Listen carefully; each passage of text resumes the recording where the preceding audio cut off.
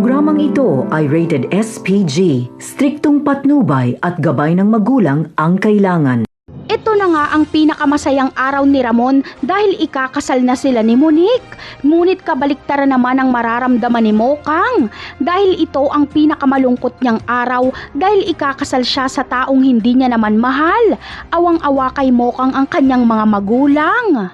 Ngunit ang kasal ni Ramon at Mokang ay hindi matutuloy dahil hahadlangan ito ni Olga. Maglalagay si Olga ng bomba sa kinatatayuan ni Ramon at Mokang. Gusto niyang sabay na mamatay si Ramon at Mokang. Mabuti na lang ay agad itong nakita ni Ramon kaya agad silang nakatakbo ni Monique. Sa kabilang banda naman ay tatanggapin nga ng mga warden ang alok ni Olga na 3 milyon para pahirapan si Tanggol. Kilala ng warden na ito ang mga Montenegro. Handa pang magbigay si Olga ng 10 milyon kapalit ng ulo ni Tanggol.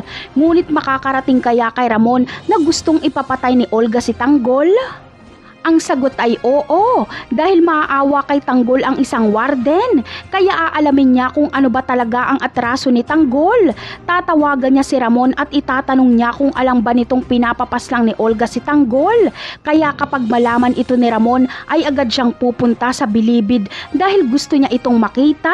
Si Ramon ang sasaklolo kay Tanggol para walang gumalaw dito. Napakarami pa nating dapat abangan sa mga susunod na episode ng Batang Quiapo. Paalam!